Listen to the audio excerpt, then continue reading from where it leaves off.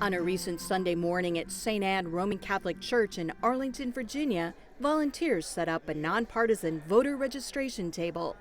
Massgoers were urged to make sure they would be able to cast their votes in November. Many here see voting as a moral obligation. I just think everybody should be voting. If you're unhappy with the situation, that's your time to vote, and it starts at the grassroots. Catholics have been split in recent elections, and with roughly 70 million Catholics in the U.S., that's a lot of potential votes up for grabs.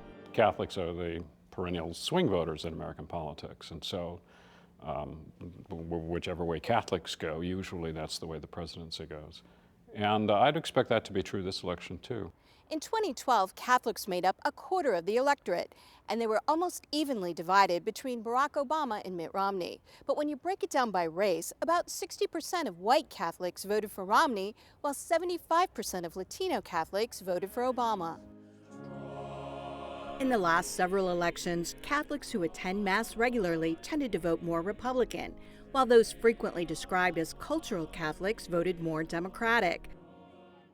Stephen Schneck directs the Institute of Policy Research and Catholic Studies at Catholic University of America. The political polarization that we all know about between red states and blue states, Republicans and Democrats, conservatives and progressives, that affects Catholics in the pews as well. I believe in one God.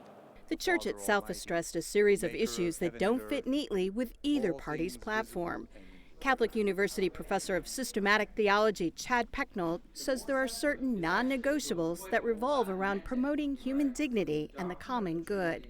We don't support Democrats or Republicans. What we do is promote a principle, the principle of the person and the principle of the care for the person. And that includes the unborn, that includes the poor, that includes the stranger who comes within our gates, the immigrant. When you speak about life, it also touches on the immigration and unemployment and women issues, and as well as also the refugee issues. To me, my heart, everything is actually interconnected. Pope Francis upholds church teaching on social issues such as abortion and traditional marriage, but he has also stressed the moral dimension of a broad array of issues, from immigration to climate change.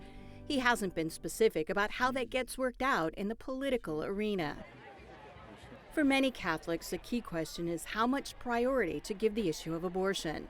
Marjorie Dannenfelser, president of the advocacy group the Susan B. Anthony List, says while many issues matter, abortion should be paramount. There's no question that without the right to life, you don't have the right to immigrate. When that first dignity is denied, no other dignity is possible.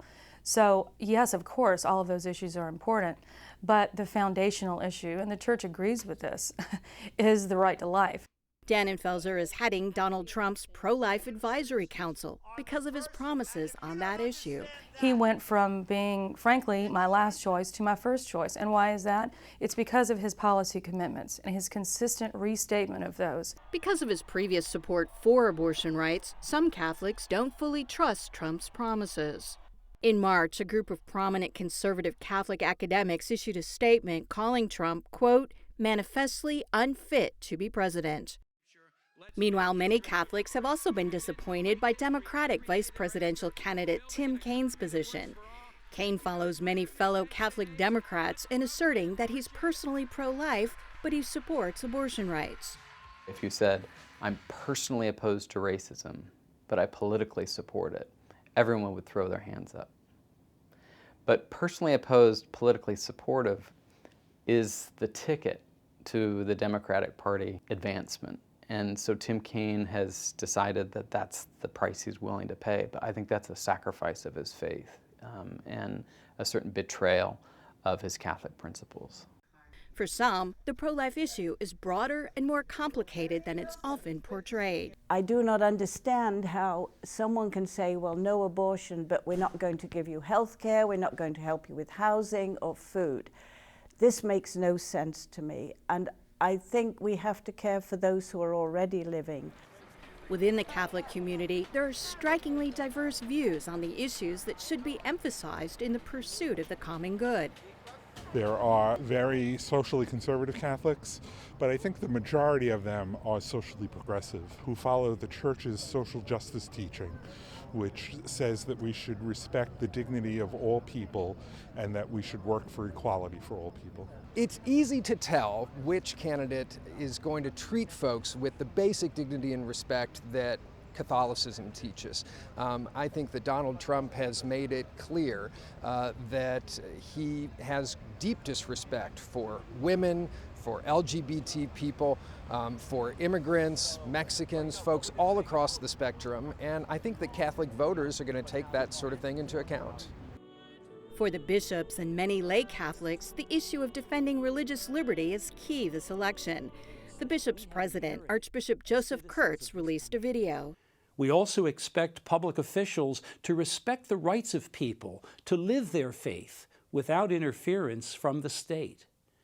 When faith communities lose this right, the very idea of what it means to be an American is lost. Some accuse the Clinton campaign of anti-Catholic bias after a series of hacked emails were leaked showing top Clinton advisors appearing to disparage conservative Catholics.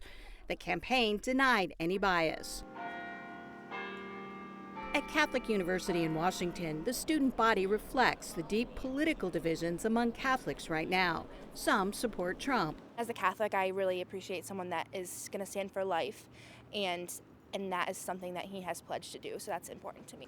What's important to me is that the candidate that I support is in line with Catholic social teaching, and I feel that Hillary Clinton is that candidate because she supports unions, she supports immigration reform, she supports maternity and family leave and things like that that are all in line with Catholic social teaching. I'm actually decided to vote third party.